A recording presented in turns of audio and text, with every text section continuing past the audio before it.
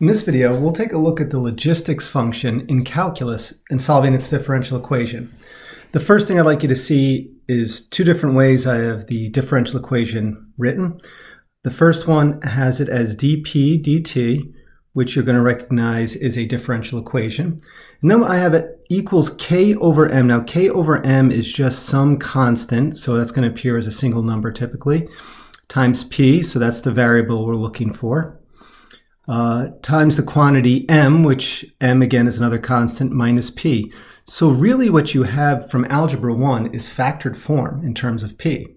In the second equation, it is another look, but you'll notice that it's divided by m, and that m can be moved out here to be k over m, and then we'd have times the quantity m minus p.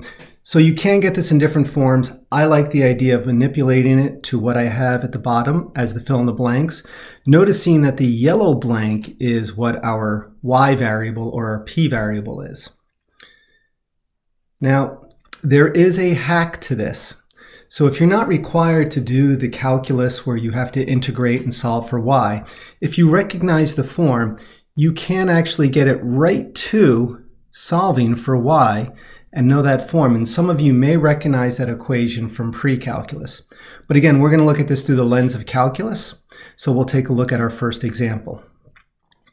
Some frog population modeled by the differential equation, and this could be any population, is typically what's going on here for logistics growth. It's sometimes referred to as an S-curve in biology. And I have y representing the population in thousands and t representing the time in years. Now you'll notice it's not exactly like the other equation. It's very much like it, but it's not exactly the same.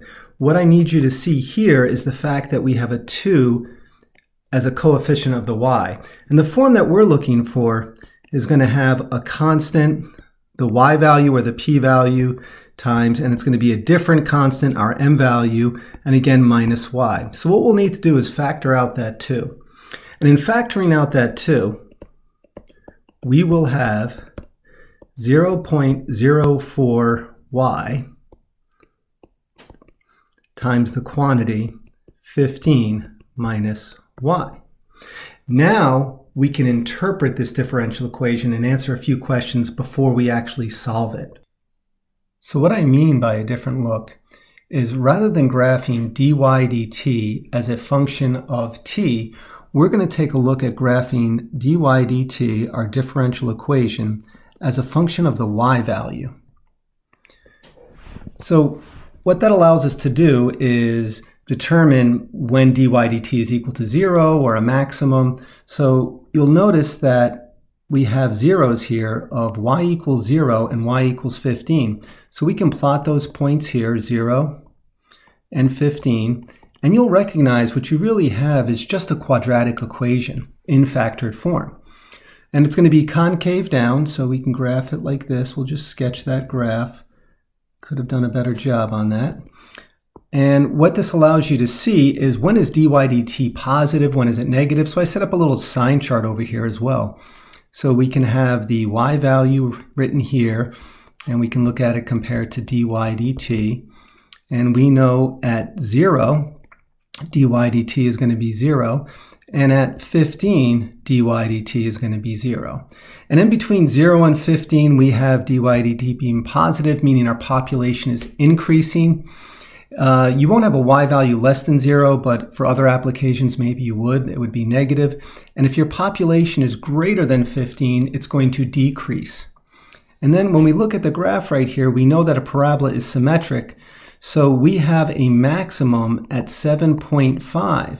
So we know the population is growing the fastest when it's 7.5. So that's halfway between 0 and the m, and that is not a coincidence. So at m over 2, population is growing the fastest. And if we were to take a look at what the logistics curve would be on the graph, we can have y equals 0. So we're going to have the y value versus t this time. And we would have 0, and some of you, again, may recognize this from pre-calculus. There's going to be a horizontal asymptote at each of those. And in between 0 and 15, the population is going to be increasing. So if we have an initial value here, it would come up and it's going to look like that S-curve. And if you started with a population above 15, it's going to come down like that. And if you were to look at slope fields, again, you'd be able to take a deeper look at this. So if y of 0 is equal to 20, some value up here, we would see it decreasing like that. And if y of 0 is equal to 3, it would start down here, increase, and we know its maximum growth, we can always mark off as 7.5. It will always be the halfway point. Now let's go ahead and look at solving this differential equation. In solving this differential equations, you're going to come across what's called the method of partial fraction decomposition. We'll see why as we move along. So first thing we're going to do is rewrite this as dy equals, now I'll write my differential equation, 0.04y times 15 minus y dt. And what I'll do here is I'll divide both sides by what I see as my y values, keeping anything that I can on the right-hand side, so that constant 0.04 is better left there. So now when I rewrite this, I would have 1 over y times the quantity 15 minus y dy equaling 0.04 dt. Now that I have it here, I'm going to have to think about the different types of integration techniques we have, because we'll be looking to integrate both sides. Now my right-hand side obviously is easy, that's going to be 0.04t, but my left-hand side is 1 over a quadratic equation. And that could be a little different unless we recognize it. In this case, it's 1 over a factorable quadratic. That means we're going to go ahead and try the method of partial fraction decomposition so we can rename this thing. And what we'll do is I'll write it over here. We have 1 over y times the quantity 15 minus y equals, and this comes from adding two fractions together, and we don't know what those numerators were, so we call it a over y plus b over the other factor, 15 minus y. Now there are shortcuts to this. I'll do a medium shortcut here. I'm going to look at the right-hand side and look to get a common denominator.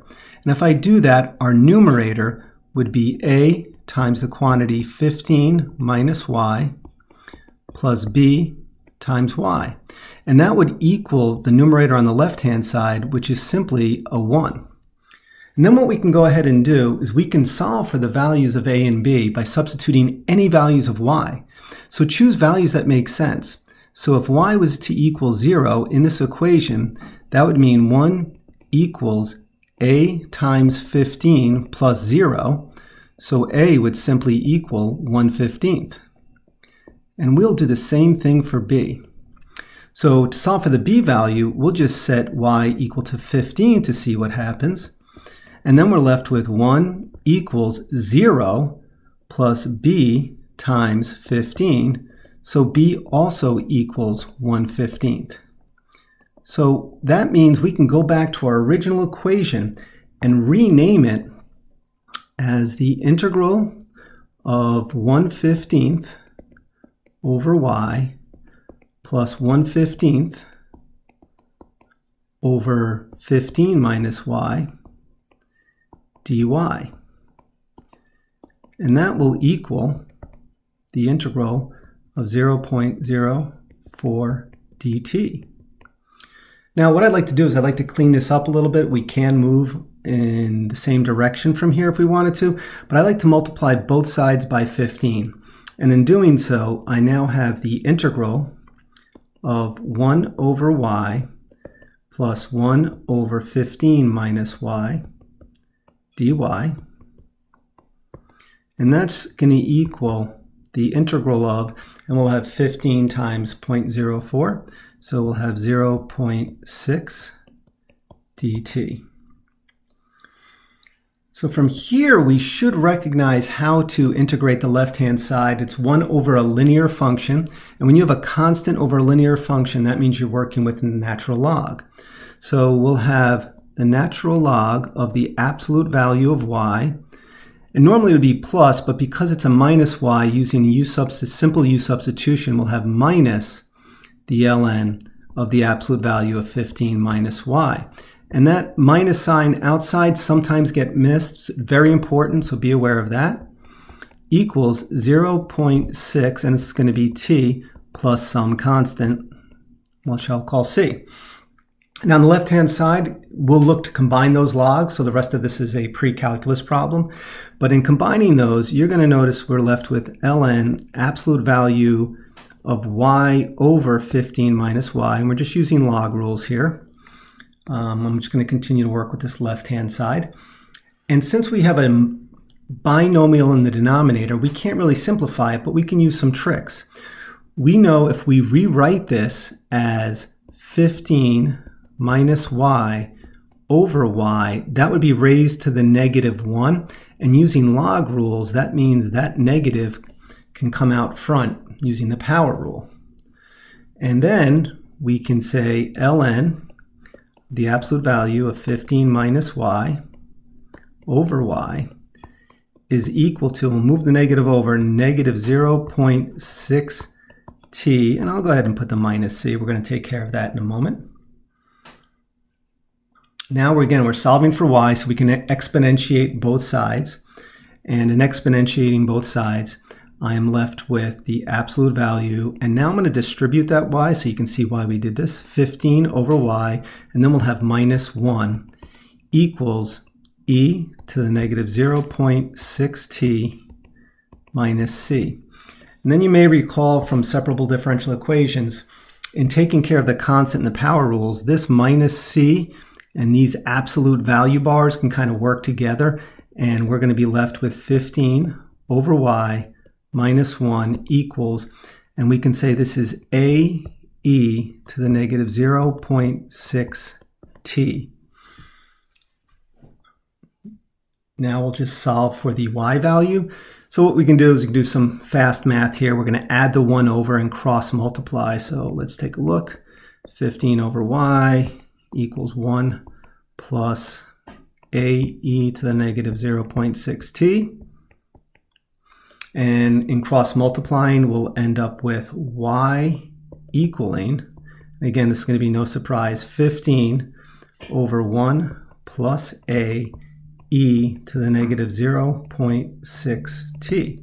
Now we were given an initial condition that y of 0 is equal to 3. And we can substitute that in now, make that pretty easy. So that means we would have 3 equaling 15 over 1 plus a e. And when we plug in 0, naturally we'll have e to the 0.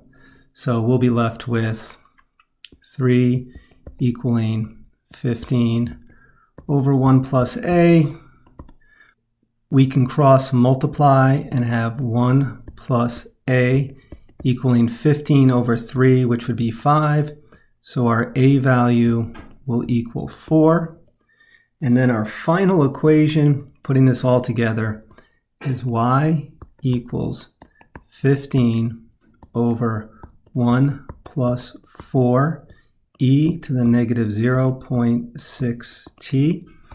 And if you want, you can go back to the original equation that I showed you and see how we could have gotten this answer without doing any calculus. But if you're required to separate, integrate, and solve, that's how you do it.